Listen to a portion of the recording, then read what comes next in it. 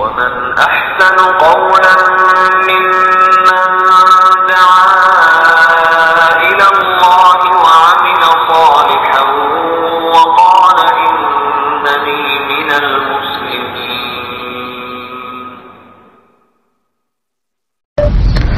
السلام عليكم ورحمة الله وبركاته. الحمد لله رب العالمين نحمده ونصلي على رسوله الكريم أما بعد. সম্মানিত দ্বীনি মুহতারাম, আব্দুল্লাহ বিন ওয়াহাব একটি প্রশ্ন করেছেন যে সূরা তাওবার শুরুতে বিসমিল্লাহ নাই কেন, আর দ্বিতীয় সূরা তাওবার ভিতর থেকে যদি কোনো আয়াত তেলাওয়াত করা শুরু করি তো সেই ক্ষেত্রে বিসমিল্লাহ পাঠ করব কিনা। বিসমিল্লাহ পাঠ করতে হবে কিনা, এই ছিল ভাই আব্দুল্লাহ বিন ওয়াহাব ভাইয়ের প্রশ্ন। আল জাওয়াব বিল্লাহি তাওফিক। সম্মানিত দ্বীনি ভাই আব্দুল্লাহ ভাই, সূরা তাওবার শুরুতে বিসমিল্লাহ লেখা হয়নি। ইমাম ইবনে রাজি তিনি বলেছেন রাসূলুল্লাহ সাল্লাল্লাহু আলাইহি ওয়াসাল্লাম তিনি এই সূরার শুরুতে সাহাবায়ে কেরাম রাদিয়াল্লাহু তাআলা আলাইহিম আজমাইন যারা কোরআনুল কারীম লিখতেন তাদেরকে তিনি বিসমিল্লাহ লেখাননি, লিখিয়ে দেননি। পরবর্তীকালেও সাহাবায়ে কেরাম আর এই সূরা তাওবার শুরুতে বিসমিল্লাহ লেখেননি। এরপরে কথা হলো যে অন্যান্য উলামায়ে কেরামগণ যেই কারণগুলো, যে ইল্লাতগুলো তারা উল্লেখ করেছেন, যে আরবদের নিয়ম ছিল যে কোনো পক্ষের সাথে যদি কোনো চুক্তি থাকে তাহলে যখন চুক্তির অবসান হয়ে যায় তখন তারা পত্র লিখিয়ে আবার জানায় যে তোমাদের সাথে আমাদের চুক্তি শেষ। তো সেই পত্রের শুরুতে যেই পত্রটি লেখা হতো চুক্তি শেষ হয়ে গেছে, ওই পত্রের শুরুতে বিসমিল্লাহ লেখা হতো না। বিসমিল্লাহ কিন্তু কাফেররাও লিখতো, মানে আল্লাহর নামে শুরু, কিন্তু রহমানির রহিম এ কথা তারা লিখতো না, বিসমিল্লাহ তারাও লিখতো।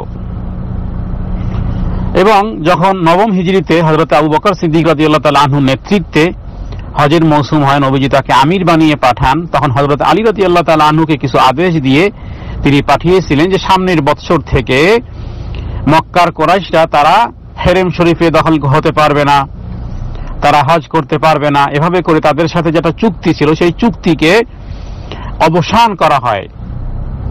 তো যেই পত্রের মাধ্যমে অবসান করা হয় সেই পত্রের শুরুতে বিসমিল্লাহ লেখা হতো না।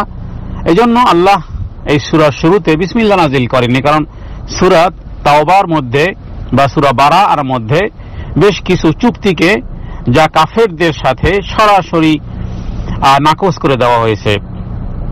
ইমাম নাসাই তিনি তার সনদে হযরত ওসমান রাদিয়াল্লাহু তাআলা আনহু একটি বর্ণনা করেছেন যে সূরা আনফাল, যা অষ্টম সূরা, মদিনা অবতীর্ণ হয়েছিল প্রথম দিকে, আর সূরা আত-তাওবা মদিনার শেষের দিকে অবতীর্ণ হয়। এবং ইন্তেকালের পূর্বে রাসূলুল্লাহ সাল্লাল্লাহু আলাইহি ওয়াসাল্লাম স্পষ্ট করে বলে যাননি যে সূরা তাওবা এবং সূরা তাওবা বা সূরা বারা এটি সূরা আনফালের অংশ কিনা। এই জন্য উভয়ের মাঝে বিসমিল্লাহ লেখা হয়নি, কারণ বিসমিল্লাহ লেখা হয় মূলত দুটি সূরার মধ্যে ডিভাইড করার জন্য।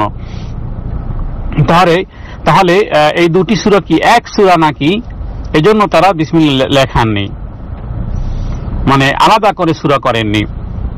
এবং তাবেঈনদের মধ্য থেকে হযরত ওসমান রাদিয়াল্লাহু তাআলা আনহুর সময়ে যখন কোরআন সংকলন করা হয় তখন সাহাবীদের মধ্যে ইখতিলাফ বা মতভেদ ছিল যে সূরা আনফাল এবং সূরা তাওবা কি ভিন্ন সূরা নাকি একই সূরা। তো এই জন্য এই দ্বিতীয় সূরার মধ্যে বিসমিল্লাহ লেখা হয়নি। এতে করে উভয় মতের সাহাবীরা যেহেতু যে বিষয়ে মতনৈক্য করেন সে মতনৈক্যের নিরসন হয়। দুটি সূরার মধ্যখানে বিসমিল্লাহ দিয়ে ডিভাইড করা হয়নি। এবং মুফাসসিরদের মধ্যে সাহাবায়ে কেরাম রাদিয়াল্লাহু তাআলা আলাইহিম আজমাইনদের মধ্যে রাইসুল মুফাসসিরিন যার নাম আসে তিনি হলেন হযরত আব্দুল্লাহ ইবনে আব্বাস রাদিয়াল্লাহু তাআলা আনহু। তিনি হযরত আলী রাদিয়াল্লাহু তাআলা আনহুকে প্রশ্ন করেছিলেন যে সূরা তাওবার শুরুতে বিসমিল্লাহ না লেখার ব্যাপারে। তখন হযরত আলী রাদিয়াল্লাহু তাআলা আনহু তিনি বললেন যে বিসমিল্লাহির রহমানির রহিম এই কথার মধ্যে শান্তি এবং নিরাপত্তার সংবাদ রয়েছে, অথচ সূরা তাওবাতে সকল শান্তি আর সকল নিরাপত্তা মুশরিকদের সাথে চুক্তি বাতিল করে জিহাদের ঘোষণা দেওয়া হয়েছে। সুতরাং বিসমিল্লাহির রহমানির রহিম এই শান্তি আর এই নিরাপত্তা অবসান ঘটিয়ে দেওয়া হয়েছে কাফেরদের মুশরিকদের সাথে। বিধায় এই সূরা শুরুতে বিসমিল্লাহির রহমানির রহিম লেখা হবে না। ইমাম কুরতুবী তিনি বলেছেন রাসূলুল্লাহ সাল্লাল্লাহু আলাইহি ওয়াসাল্লাম নিজের পক্ষ থেকে কিছুই কোরআনে লিখাতেন না। জিবরাইল আমিন তিনি বিসমিল্লাহ নিয়ে আসেননি, তাই এই সূরা শুরুতেও বিসমিল্লাহ লেখা হয়নি। আর আসল ঘটনা আল্লাহ তাআলাই ভালো জানেন। দ্বিতীয় ভাই যে বিষয়ে জানতে চেয়েছেন যে আপনি যদি সূরা তাওবা দিয়ে শুরু করেন তাহলে আউযু বিল্লাহি মিনাশ শাইতানির রাজীম বলবেন, এরপরে বারাআতুম মিনাল্লাহি ওয়া রাসূলিহি আল্লাযীনা আহাদতুম মিনাল মুশরিকিন বলে সূরা শুরু করে দিবেন।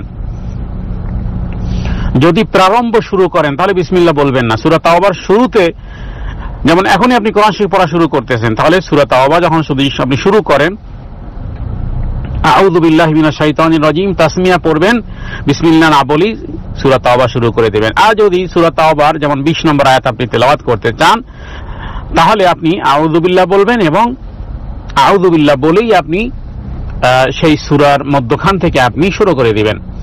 কারণ বিসমিল্লাহির রহমানির রহিম আউযু বিল্লাহ এবং বিসমিল্লাহ সূরার শুরুতেই পাঠ করতে হয়।